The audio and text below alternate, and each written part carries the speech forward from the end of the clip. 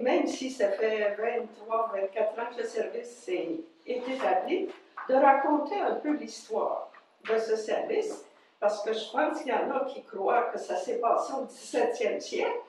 Alors, au contraire, ça s'est passé en 1992. Mais avant 1992, il s'est passé aussi autre chose. Alors, je ne peux pas parler du service sans forcément parler de moi. Mais ce n'est pas moi le sujet principal. Alors, comme je suis infirmière de formation, j'ai toujours travaillé auprès des malades. Et je fais grâce des premières années où j'étais quand même en administration.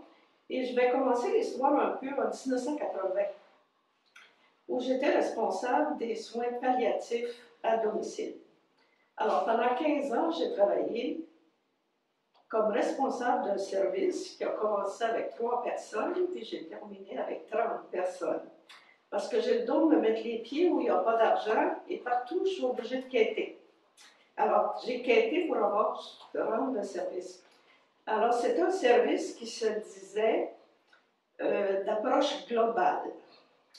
C'était beau à notre porte, c'était marqué ça. Donc, on disait que c'était les soins physiques, psychologiques, sociologiques, intellectuels et spirituels. C'était ce qui était compris, mais pour plusieurs, quand on parle de soins intégraux, la dimension spirituelle est absente.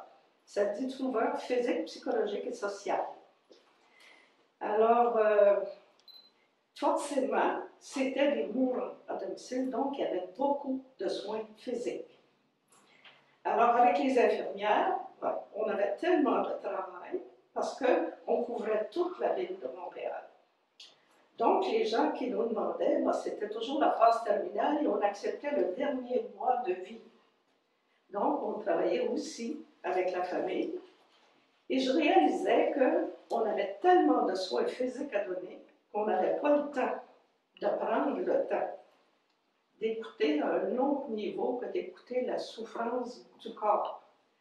Et vous savez la différence entre souffrance et douleur. Alors, la douleur, c'est physique, ça se soigne avec des médicaments, des traitements. Mais la souffrance, ça se soigne au niveau de l'être. Alors, on n'avait pas le temps d'être. Et c'était regrettable. Mais on se disait, oui, mais il va mourir. S'il y a un sac de colostomie, il faut le changer. Mais on n'avait pas le temps de prendre le temps. Et moi, je me dis, depuis toujours, je me disais, on n'est pas qu'un corps. Les personnes ont aussi une âme, un esprit, un cœur, qui peut aussi souffrir. Alors, je n'acceptais pas. Alors, j'ai commencé à proposer aux infirmières des cours sur la dimension spirituelle de l'être. Alors, ils disaient, oh, oui, mais tu ne feras pas des ça avec nous autres, là. Je ne pense pas ça.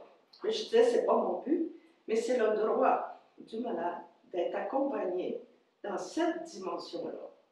Et je me disais, on trompe le consommateur. On dit qu'on le fait, mais on ne le fait pas. Alors, je n'étais pas contente de ça. Et évidemment, je ne peux pas tout raconter dans le temps que j'ai. Alors, je me suis dit, d'accord, comme j'ai donc quêté, je vais quêter, je vais m'embaucher un prêtre. Et je vais mettre un prêtre dans le service. Et quand quelqu'un aura besoin, le prêtre pourra aller. Alors, je ferai aussi une route pour le prêtre, aller à telle maison, telle maison, telle maison.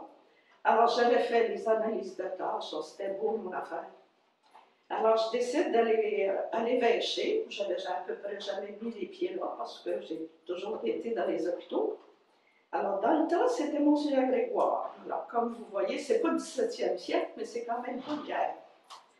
Le Monseigneur Grégoire me reçoit, puis il disait, ah, il y a des mourants à domicile. Les malades ne sont pas tous dans les hôpitaux? Je disais, non, Monseigneur, il y en a beaucoup à domicile. Oh, mais oui, mais c'est pas grave, c'est les sœurs qui s'en occupent. Je disais, non, il n'y en a plus de sœurs. Puis il n'y en a plus de sœurs des hôpitaux. Mais comme chrétien, comme évêque, mais je disais, c'est à vous, ces malades-là, c'est pas à moi. Alors, il trouvait que je brassais un peu quand même. Alors, il dit, oh, ben, allez donc voir mon vicaire général, car ça ne savent pas trop quoi répondre, on transfère le problème à un autre. Alors, on va voir le vicaire général du temps, qui était Monseigneur Turcotte, qui était au premier de l'évêché, quand on y va. Alors, j'arrive voir Monseigneur Turcotte, et il me dit, C'est ça, cette affaire-là. Alors, ils ne connaissaient pas non plus le service d'accompagnement des mourants à domicile. Alors, ça prouve que des fois, on ne sait pas tout ce qui se passe à domicile, même si on est au diocèse. Alors, je lui parle de ça, il me dit « Ah, ça m'intéresse, ça m'intéresse. » Alors, je lui présente le curriculum, l'analyse de tâches du prêtre que je voulais. Alors, vous connaissez mon Turcotte, qui éclate de rire, puis tu vois, un gars comme ça n'existe pas, c'est beaucoup trop parfait. Évidemment, j'avais fait l'homme idéal. Est-ce qu'il y en a des hommes idéaux? Je ne sais pas.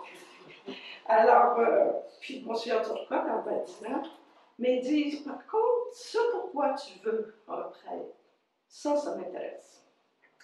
Alors, il dit, pourquoi, au lieu de faire ce service-là, là où tu es, pourquoi tu ne viendrais pas au diocèse pour établir le service que tu veux? Alors, moi, je ne voulais pas parce que j'aimais ce que je faisais, puis j'ai argumenté un peu. De toute façon, il dit, celui que tu cherches n'existe pas. Alors, je me suis dit, comment faire pour que ça arrive? Si je viens pas au diocèse, ça ne sera jamais mis sur pied. Si je reste là-bas, peut-être que je vais avoir une ou deux personnes que je vais accompagner. En tout cas, il faut faire une histoire courte. J'ai décidé de...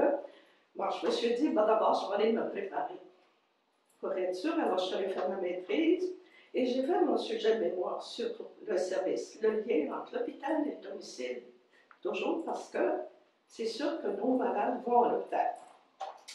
Alors, finalement, je suis arrivée à l'évêché en 91. Alors, j'ai quitté mon service et je suis arrivée à l'évêché. Mais là, où commencer à l'évêché? Là aussi, j'avais toute la ville de Montréal, y compris Laval. Et quand je parlais du mot malade, personne ne réagissait. Les malades, c'est les sœurs, puis ils sont à l'hôpital. Alors, je commence, comme je suis un peu, je ne dirais pas de mots, je me suis dit, ça fait combien de temps qu'il n'y a pas été question des malades dans le diocèse? Et pour faire une histoire courte, j'ai relevé des procès-verbaux et ça faisait 18 ans que le mot malade n'avait pas été prononcé. Alors, non seulement c'était même pas prononcé. Alors, il faut deviner que j'ai réagi. Et là, moi, je me suis dit, à partir de maintenant, on va commencer à me parler. Mais je me disais, par où je commence? Et moi, je me dis, c'est sûr que depuis que je suis toute petite, que les malades m'intéressent. Alors, on dit qu'un appel pour la naissance, on ne sait pas trop vers quel âge, ça dépend de chacun. Mais moi, c'est autour de l'âge de 10 ans que je me suis dit, moi, un jour, je vais faire quelque chose pour les malades. Interpréter à 10 ans, je ne savais pas ce que ça voulait dire.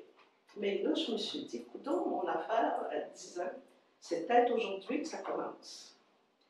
Alors, je me suis dit, avec l'appel, ça suppose une réponse.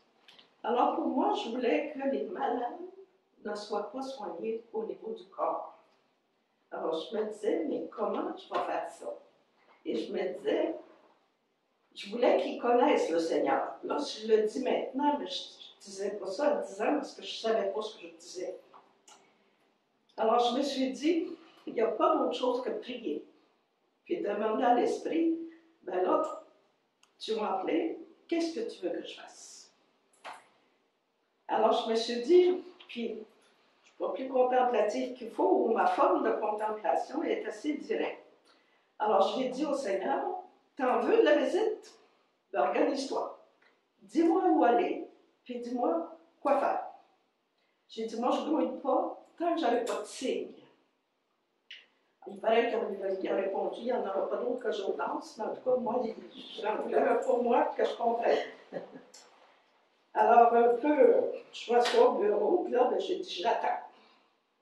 Puis, tant que tu ne parles pas, je ne grouille pas. Puis ça a marché, mon affaire. Je me suis fait prendre. Alors, la première, sans trop savoir, un premier téléphone, c'était une dame du quartier d'ici qui me dit, j'aimerais avoir de la visite à la maison, est-ce que c'est possible? Là, j'ai eu le frisson.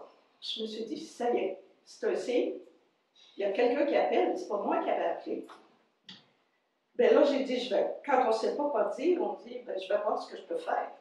Là, je ne savais pas quoi faire, moi non plus. Alors, je me suis dit, qu'est-ce que je fais? Alors j'ai dit, je vais appeler le curé de la paroisse. Les curés sont supposés s'en occuper. Puis le curé, il dit, je ne savais pas qu'il y avait une malade là. Alors, mais il dit, je ne suis pas prête, je ne peux pas aller là, je n'ai pas personne.